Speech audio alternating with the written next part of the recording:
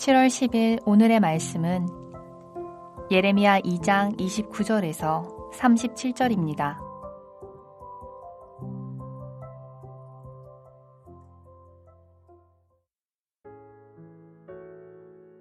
너희가 나에게 대항함은 어찌 됨이냐? 너희가 다 내게 잘못하였느니라. 여호와의 말씀이니라. 내가 너희 자녀들을 때린 것이 무익함은 그들이 징계를 받아들이지 아니함이라. 너희 칼이 사나운 사자같이 너희 선지자들을 삼켰느니라. 너희 이 세대여, 여호와의 말을 들어보라. 내가 이스라엘에게 광야가 되었었느냐? 캄캄한 땅이 되었었느냐? 무슨 이유로 내 백성이 말하기를 우리는 노였으니 다시 주께로 가지 아니하겠다 하느냐? 처녀가 어찌 그의 폐물을 입겠느냐? 신부가 어찌 그의 예복을 입겠느냐? 오직 내 백성은 나를 잊었나니 그 날수는 셀 수 없거늘. 내가 어찌 사랑을 얻으려고 내 행위를 아름답게 꾸미느냐? 그러므로 내 행위를 악한 여자들에게까지 가르쳤으며 또 내 옷단에는 죄 없는 가난한 자를 죽인 피가 묻었나니 그들이 담구멍을 뚫었기 때문이 아니라 오직 이 모든 일 때문이니라. 그러나 너는 말하기를 나는 무죄하니 그의 진노가 참으로 내게서 떠났다 하거니와 보라, 내 말이 나는 죄를 범하지 아니하였다 하였으므로 내가 너를 심판하리라. 내가 어찌하여 내 길을 바꾸어 부지런히 돌아다니느냐? 내가 아수르로 말미암아 수치를 당함같이 또한 애굽으로 말미암아 수치를 당할 것이라. 내가 두 손으로 내 머리를 싸고 거기서도 나가리니 이는 내가 의지하는 자들을 나 여호와가 버렸으므로 내가 그들로 말미암아 형통하지 못할 것임이라. 월요일 아침 주님 앞에 나오신 여러분을 환영하고 축복합니다.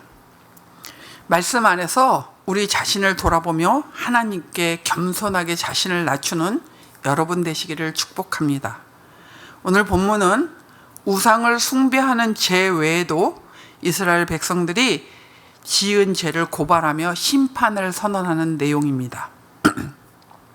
우리는 너 자신을 알라는 소크라테스의 명언을 잘 알고 있습니다. 자신을 잘 아는 것은 매우 중요합니다. 우리가 내가 누구인지, 내가 어떤 존재인지를 아는 것은 우리 삶에 지대한 영향을 미칩니다. 신학적으로 인간이 누구이냐, 무엇이냐를 이야기할 때 여러 가지 이야기들이 나올 수 있겠지만 가장 중요한 것 중에 하나는 우리는 구제받을 수 없는 철저한 죄인이라는 것입니다. 죄인임을 깨닫게 될 때만 그 죄에서 구해줄 누군가가 필요하다는 것을 인정하게 됩니다. 즉 자기의 문제를 인정할 때 그것을 해결할 방법을 찾게 됩니다. 오늘 본문에 나오는 이스라엘 백성들의 모습은 자기가 누구인지 어떤 상태인지를 깨닫지 못하고 있습니다. 이들의 상태가 어떠했습니까? 35절 하반절을 보겠습니다. 보라, 내 말이 나는 죄를 범하지 아니하였다 하였으므로 내가 너를 심판하리라. 이스라엘 백성들은 자신들이 죄를 범하지 아니하였다고 말하고 있습니다. 자신들의 잘못을 인정하지 않자 하나님은 그들에게 심판을 선언하십니다. 자신들이 죄를 짓고 있는데도 죄를 범하지 않았다고 하는 이들의 이 뻔뻔한 태도는 무엇일까요? 본문에서 보여주고 있는 그들의 뻔뻔한 태도, 죄의 모습을 세 가지 정도로 살펴보겠습니다. 첫째, 29절에 하나님께 대항합니다. 다른 말로 하면 하나님과 싸운다는 이야기입니다. 앞에 나오는 9절에서는 하나님께서 유다에 대해 대항한다고 하셨습니다. 29절, 오늘 본문 29절에는 유다가 하나님과 대항합니다. 하나님과 그의 백성의 관계는 싸우게 되니 결국 파국으로 치닫게 되겠죠. 유다는 하나님의 말씀을 거부함으로 하나님을 대항하였습니다. 30절 상반절에 징계를 받아들이지 않는 그들의 모습이 바로 말씀을 거부하는 태도이고 하나님께 대항하는 태도입니다. 또 유다가 하나님을 대항하는 또 다른 모습은 선지자를 공격하는 것입니다. 30절 하반절에 너희 칼이 너희 선지자를 삼켰다고 말합니다. 선지자를 통해서 선포되어지는 하나님의 말씀을 거부하기에 자신들이 듣기 싫어하는 그 말을 하는 선지자를 죽임으로 하나님께 대항하는 것입니다. 하나님께서 선지자를 통해서 징계를 말씀하실 때 받아들이지 않는 그들의 태도는 결국 심판을 자초하게 되었습니다. 하나님께서 우리의 잘못을 어떤 방식으로 지적하시든지 우리는 그것을 인정해야 합니다. 하나님의 징계를 받아들이고 그 징계에 순복할 때 우리는 그 징계 안에서도 하나님의 은혜와 긍휼을 누릴 수 있게 됩니다. 하나님께 대항하는 것이 아니라 하나님의 징계를 받아들임으로 하나님의 통치에 여러분 자신을 맡기시기 바랍니다. 둘째는 32절에 하나님을 잊어버렸습니다. 처녀가 패물을 잊을 수 없고 신부가 예복을 잊어버릴 수 없습니다. 패물과 예복은 신부의 특성이 될 수 있는데요. 이처럼 하나님의 백성이 하나님을 잊어버릴 수는 없습니다. 그런데 패물과 예복을 잊지 않는 신부 같은 이스라엘이 정작 신랑이신 그 하나님을 잊어버렸다고 합니다. 잠시 잊은 것이 아닙니다. 그 날수를 셀 수 없을 만큼 오랫동안 잊어버렸습니다. 여호와 하나님은 이스라엘을 강야와 캄캄한 땅에서 인도하신 분이십니다. 그런데 31절에 이들은 여호와 하나님을 강야와 캄캄한 땅으로 여기며 다시 주께로 가지 아니하겠다고 합니다. 이스라엘을 해방시켜 주신 분은 하나님이시지만 그들은 하나님께로 향해 나아가기를 거부합니다. 여호와가 어디 계신지 관심도 없습니다. 이들은 마치 기억 상실증에 걸린 사람들 같습니다. 하나님을 향한 여러분의 마음은 어떻습니까? 여러분도 이스라엘 백성처럼 영적 기억 상실증에 걸린 것은 아닙니까? 하나님께서 여러분을 어떻게 인도하셨는지, 여기까지 어떤 은혜를 베풀어 주시면서 이끌어 오셨는지를 여러분 기억하시기 바랍니다. 날마다 그 사랑을 기억하며 주님을 붙잡고 주님을 잊지 않는 것이 우리가 살 길이고 우리가 살아갈 힘입니다. 셋째는 헛된 것을 의지합니다. 33절에 사랑을 얻으려고 행위를 아름답게 꾸밉니다. 겉으로는 하나님을 따르는 듯 종교적인 행위가 있으나 그들은 여호와의 사랑을 잊었습니다. 그 대신에 바알을 따라가는 행위를 택합니다.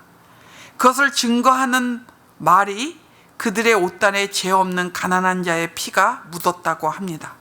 그런데도 스스로 죄가 없다고 합니다.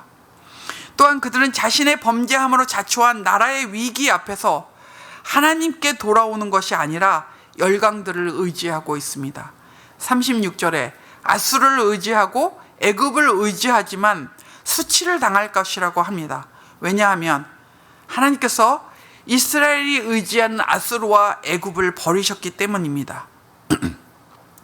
불의와 죄가 있는데 겉으로 보이는 종교적인 열심으로 하나님을 속일 수는 없습니다. 헛된 것을 의지함으로 하나님의 심판을 피할 수 없습니다.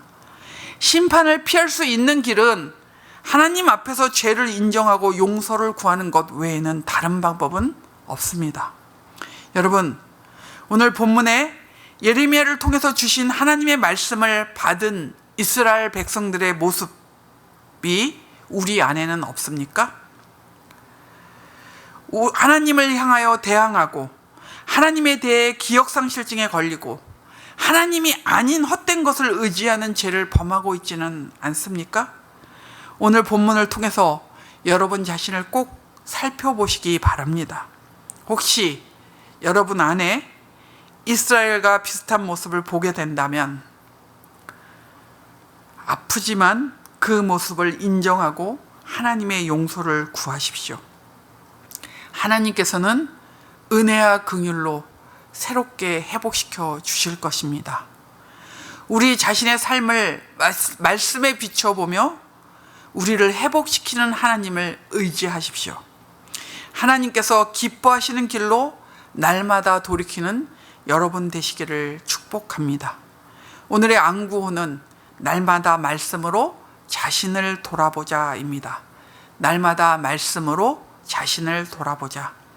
오늘 기도하실 때 우리 자신을 잘 알아 하나님 앞에서 겸비한 사람들이 되게 해달라고 기도해 주십시오. 기도하겠습니다. 살아계신 하나님 아버지, 완고한 이스라엘 백성들처럼 그렇게 살지 않기를 소원합니다.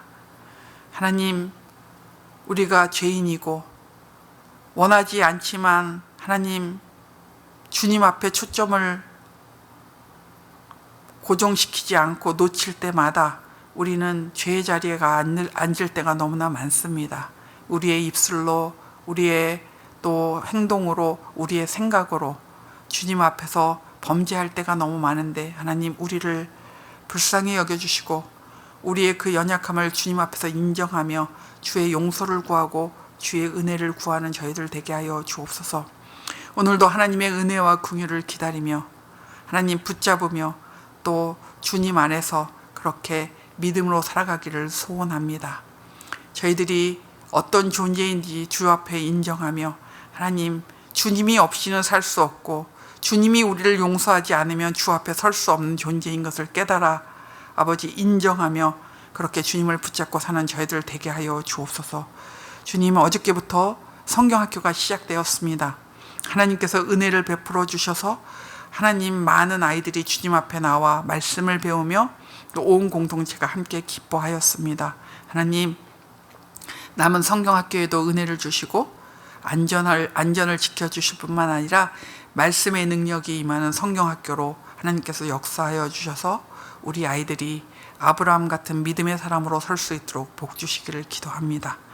우리 목사님이 연구월 중이신데 하나님, 하나님께서 은혜를 베푸셔서 2024년 우리 교회를 향한 아버지의 뜻을 밝히 아는 은혜를 허락해 주시고 또 모든 쉬는 과정 속에 감당할 일들을 잘 감당하실 수 있도록 은혜를 더하여 주시고 충만하게 해 주시기를 기도합니다. 목사님과 사모님이 온전히 아버지 쉼을 얻고 또 더 큰 회복과 힘을 얻고 돌아오는 시간 되게 하여 주시옵소서. 주께서 이제 한 주를 또 시작하며 이 한 주를 주님께 올려드립니다. 주님, 이 한 주간도 하나님을 의식하고 하나님을 기억하며 믿음으로 사는 저희들 되게 하여 주시고 아버지, 하나님을 의지하며 사는 하루 한 주간 되게 하여 주옵소서. 감사하며 예수님의 이름으로 기도합니다. 아멘.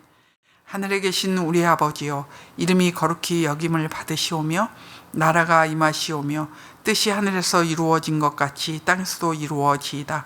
오늘 우리에게 일용할 양식을 주시옵고 우리가 우리에게 죄진 자를 사하여 준 것 같이 우리의 죄를 사하여 주시옵고 우리를 시험에 들게 하지 마시옵고 다만 악에서 구하시옵소서. 나라와 권세와 영광이 아버지께 영원히 있사옵나이다. 아멘.